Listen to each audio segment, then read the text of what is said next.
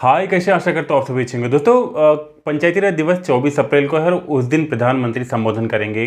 कई विषयों के मुद्दों की जानकारी भी देंगे, कई चीज़ों पर बात भी करेंगे और ऐसे में सभी पंचायत सहायक को उस लिंक के माध्यम से जुड़ना भी है। तो फटाफट यहाँ पे वेबसाइट की लिंक दी है, रजिस्ट्रेशन का नंबर दिया हुआ है, किस तरह से आप कर सकते हैं। यहाँ पे जा करके अपने आप को रजिस्टर करिए, जिससे कि मीटिंग स्टार्ट होने से कुछ देर पहले आपको लिंक प्रोवाइड हो जाए और आप उससे जुड़ करके सारी जानकारियों को प्रॉपर ले पाएँ।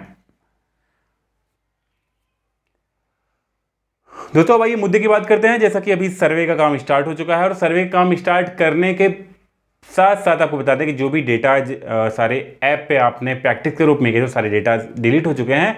अब नए स्तर से सारे डेटा को एंट्री करना है। कई जगहों पे एंट्री शुरू बहुत जोरों से हो भी चुकी है। तो ऐसे में मेन एक क्वेश्चन बन रहा है कि मुखिया को लेकर के कई जगह पे क्या होता है कि यहाँ पे हमारे मानक आते हैं कि राशन कार्ड में हमारी महिला मुखिया है, आवास में महिला मुखिया है, शौचालय में महिला मुखिया है, तो यहाँ भी परिवार में हम महिला मुखिया को ही रखते हैं। तो ऐसा नहीं है, आप यहाँ पे परिवार के मुखिया को ही मेन रखेंगे, जो कि पुरुष वर्ग होगा। जैसे कि किसी का बाप अगर जिंदा है तो उस बाप को पहले रखेंगे, अगर बाप नहीं है संयुक्त परिवार तो माता जी को रखेंगे। तो ध्यान रखें, पहले पिता को ही रखना है, जो कि परिवार का मुखिया जो श्रेष्ठ होगा उसको रख करके, और उसके बाद उसको भी ऐड करने के बाद जितनी भी योजनाएं होंगी उसकी भी योजनाएं ऐड करनी है।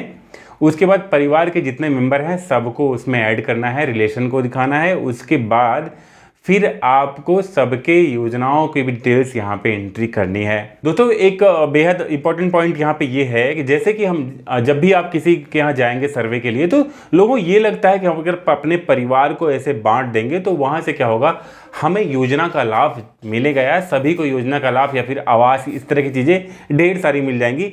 ऐसे में क्या होगा, परिवार के लोग आपको गलत जानकारी देंगे और परिवार में अलग होने की बात करेंगे। लेकिन उस चीज़ पे आपको काफ़ी फोकस करना है, क्योंकि लोगों के अलग कहने से आपको परिवार अलग नहीं रखना है। लोगों का अलग होना, परिवार का अलग होना या फिर रियल में अलग होना, दोनों अलग बात है। क्योंकि रियल में परिवार का अलग होने का मतलब है कि उसका किचन अलग नहीं होगा। जब तक उसका किचन अलग नहीं है तब तक वो रियल में अलग नहीं है। इसलिए हमें परिवार की जो गणना करनी है वो किचन से ही करनी है। तो यहाँ पे सीरियल नंबर और होम घर के नंबर की बात कहें तो घर के नंबर में आप मिसमैच कर सकते हैं। सीरियल नंबर आपको 1 2 3 4 5 के हिसाब से रखना है। सबसे गरीबतम जो टोला है वहाँ से शुरू करना है। और घर का नंबर आप ए बी कैटेगराइज करके भी कर सकते हैं, उसके कोई इशू नहीं है। मेन सबसे बड़ी चीज़ क्या है, जैसे आंकड़े क्या हैं, जैसे टोटल जनसंख्या और आपकी हाउस होल्ड। तो टोटल जनसंख्या अपने सचिव और प्रधान के माध्यम से पूछ के आप जान सकते हैं कि टोटल पॉपुलेशन कितनी है, और हाउस होल्ड मतलब कितने घर हमारे हैं, वो पूछ के आप उसको डिफाइन कर सकते हैं। क्योंकि अभी से आप उस चीज़ का जजमेंट प्रॉपर नहीं ले पाएंगे, इसलिए आपके ट्रेनिंग में भी और आपके जो भी जिससे भी पूछेंगे तो आपको बताएगा कि सचिव और प्रधान से हाउस होल्ड की आप जानकारी लेकर के उसके माध्यम से आप एंट्री कर सकते हैं। अब यहाँ पे एक मुद्दा और आता है, किसी ने क्वेश्चन किया था कि कुछ ऐसे परिवार हैं जहाँ पे जिनके पोते की भी शादी हो चुकी है, तो वहाँ पे हम किसको ऐड करें। वहाँ पे कोई पोते के नीचे वाला कोई ऑप्शन नहीं है। पोता का मतलब जो नाती जिसे बोलते हैं आप, जो थर्ड जनरेशन होती है, तो थर्ड के बाद का भी अगर किसी का फोर्थ जनरेशन है तो फोर्थ में क्या ऐड करेंगे, तो वहाँ पे आप जान लें अदर्स का भी ऑप्शन उसमें दिया हुआ है। उस अदर्स के ऑप्शन में भी आप चुन करके उसको एंट्री कर सकते हैं। बाकी डिटेल की एंट्री हमने बना दी हुई। कुछ क्वेश्चन थे जिसमें आपको समझाना था, इस क्वेश्चन को लेकर के मैंने आज क्लियर किया है कि मुखिया में क्या करेंगे आप। मुखिया में आप पुरुष के ही डालेंगे, पुरुष नहीं है तो महिला को मुखिया बनाएंगे और परिवार को नीचे ऐड करते जाएंगे। अगर परिवार में किचन अलग है तो किचन वाइज आप सर्वे करेंगे, मतलब प्रत्येक हाउस होल्ड को किचन वाइज दिखाएंगे। मतलब हाउस होल्ड मतलब किचन हाउस, किचन हाउस, एक एक किचन को एक एक हाउस होल्ड आप दिखाएंगे। सेकंड बात करें यहाँ पे कच्चा और पक्का मकान को लेकर भी काफी डिस्प्यूट आते हैं। तो यहाँ पे बात करें आपको सेमी पक्का का मतलब हो गया है। तो यहाँ पे बात करें हम सेमी पक्का का मतलब, जैसे किसी की ईंट की दीवार बन गई है, छत नहीं बनी है या फिर उस पर पतरे का है, तो वो भी सेमी पक्का में आएगा।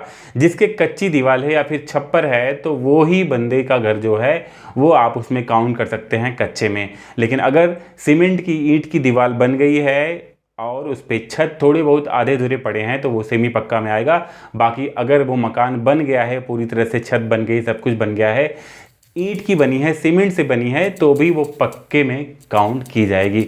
मतलब प्लास्टर भी नहीं है और वो घर पूरा पक्का बन गया है, मतलब सीमेंट ईंट से बन गया है, सीमेंट से बन गया है, तो वो पक्का हो गया, प्लास्टर न होना एक अलग बात है। लेकिन अगर वो आधा अधूरा बना हुआ है तो उसे आप सेमी पक्का में काउंट करेंगे, जैसे कि छत नहीं बनी है या फिर कुछ इस तरह से करकट डाल के भी वो रह रहा है तो उसको हम सेमी पक्का में काउंट करेंगे। बाकी अगर कच्चा है, छप्पर है, तो उसे कच्चे में आप काउंट कर सकते हैं। ये छोटी मोटी बातें हैं, इसे आप अपने ढंग से समझ सकते हैं, लेकिन परिवार के बताए के ऊपर सर्वे नहीं करिए, आप अपनी आंखों से देखिए।